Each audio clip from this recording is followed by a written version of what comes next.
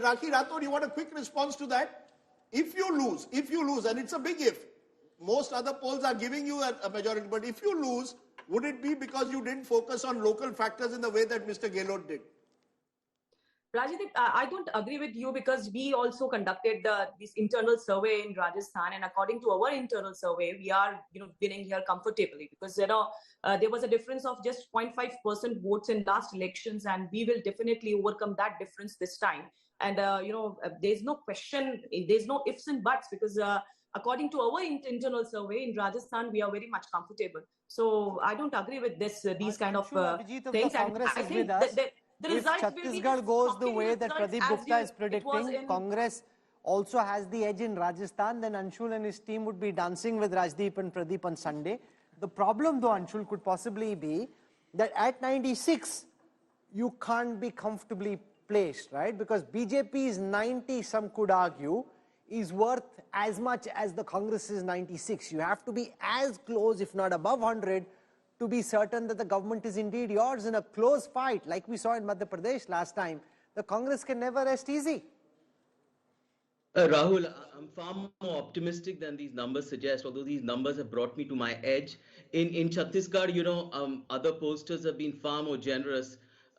So I'm pretty optimistic here. I'm pretty certain that this kind of historical ambivalence we've seen, this revolving door government thing, whatever you call it, will be completely shattered this time. And there's a particular reason for that. That's because the BJP had completely no answer.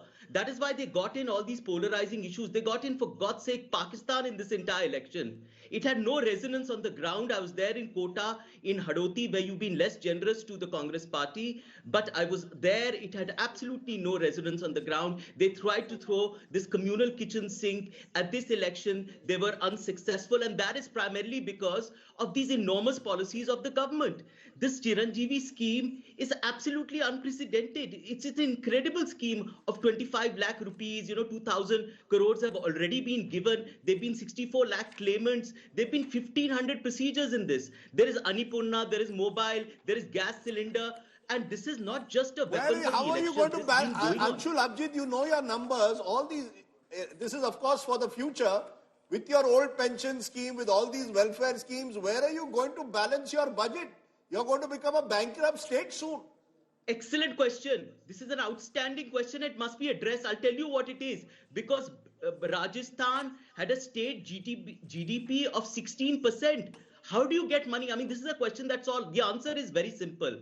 The BJP's tactic of filling their tijori is taking money from the poor and then trying to give it back to them as if they're doing a favor. The only way to get money for welfare without taking from the poor is to increase your GDP, which the BJP hasn't never done. Does that mean going back to the old pension scheme, which your own government, your own UPA government had rejected and brought in the new pension scheme? You're going to drain your money. How is that welfare? Giving government employees old pension scheme is welfare for you? No. Okay. We have decided to follow what people wanted. We leave it to the state governments in all states to decide if they want an OPS. They listen to the ground, whatever people want. If they want this kind of social security in their pension scheme, we'll give it to them. How are we going to raise money for that? Anshul, may I ask you one question? Government also has to hand on your heart, how surprised are you with these numbers? It is by because raising your every state time GDP. We've done it in Rajasthan.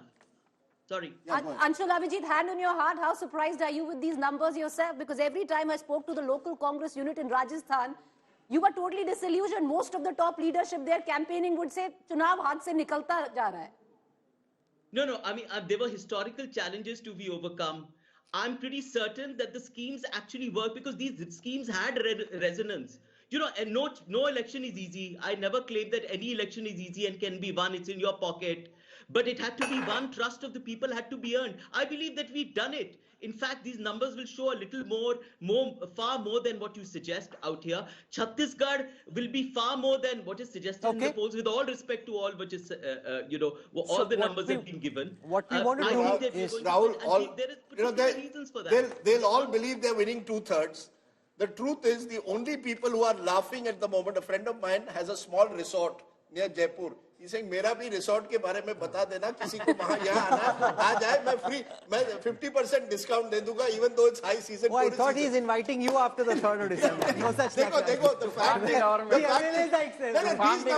these numbers present the classic resort situation. There'll be good resorts waiting in Rajasthan for giving you discounted rates. Padharo Mare Desh is going to happen. Padharo Mare Desh, yes, exactly. Padharo Mare Resort. So I want to take our viewers through the caste-wise numbers because that will give you a sense of how different communities and castes in Rajasthan are likely to have voted. And this is priceless data because that 42, 41 can vary, but this directionally is very significant data. So let me take you through how the Dalits have voted. 18% Dalit population, 57% of the Dalits polled by Pradeep Gupta's team said they voted for the Congress, 26% voted for the BJP. Amongst the tribals, 15% of Rajasthan's population is the tribal population.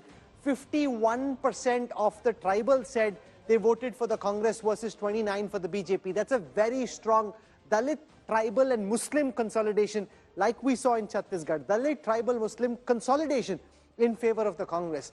On the other hand, amongst the general categories, 20% of the state general category voters, 62% of them voting for the BJP versus 22% voting for the Congress. Let's take you through some of the other communities. We look at the Jat voters of Rajasthan, 36% voting for the Congress, 42% voting for the BJP. So BJP 6% up amongst the Jat voters. Amongst the Gujar voters of Rajasthan, 4% of the state, Gujars, 43% for the BJP, 39% for the Congress, so 4% lead. Amongst the OBCs, 55% voting for the BJP, 29% voting for the Congress.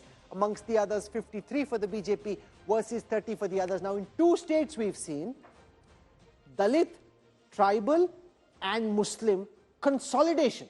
Yes. Because the BJP thought they'd pull the tribal. I was speaking to some senior BJP leaders. They thought they'd get much more of the tribal vote than they've actually got. That's true, Rahul, because Dalit anyway, they've been traditionally voting more in favor of Congress, but tribals is someone, they never ever aligned with any political party, any part of the India. That is the true story.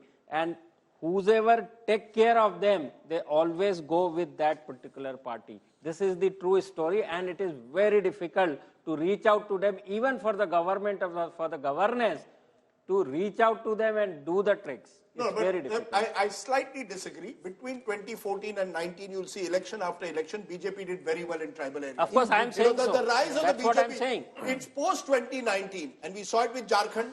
For example, state election in Jharkhand, it was the Congress, JMM that did very well. Look at Karnataka. Karnataka, SC, ST, the Congress swept those seats. I think a shift is taking place in general to some extent among those who are poorer and more marginalized. I said Dalit is traditionally voting, not the tribal. Tribal never aligned. They see the government of the day. My point is between 2014 and 19, both tribals and Dalits started moving towards the BJP. That's true. From 2019 and especially in the last couple of years where I think loss of jobs, unorganized labor has meant that those at the bottom of the pyramid have suffered.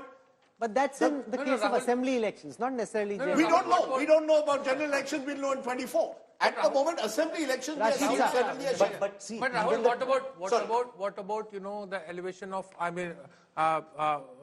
Draupadi Murmu as President of India, which was seen as a big kind of magnet? That's where we are making a mistake. We are thinking all state tribals vote in one direction. If you look at Chhattisgarh, it's advantage BJP. If you look at Rajasthan, it's advantage Congress. Prime Minister goes and that Birsa Munda anniversary, and he makes a strong pitch for a tribal vote. So it's not they are targeting the tribal votes of Madhya Pradesh, Rajasthan, and Chhattisgarh. Okay. Could we have an income breakup? Because I think the income breakup will tell you the poorer. We certainly saw it in Karnataka. The poorer you were in Karnataka, the more likely you were to vote for the Congress. Yes. I'm not sure that's true of every state. But certainly in the recent elections, there's been a trend that the more marginalized communities seem to be looking back to the Congress, to what was seen as its traditional coalition. These were all traditional Congress old voters. So are you saying Mr. Modi's focus is not working? No, my point is making a Draupadi Murmu is not going to win you the Adivasi vote. You're going to have to see what work have you done. Why is the Congress losing in some parts of the tribal areas? You made various promises for Tendu lead picking, for example. Rajdeep, poor income-wise break.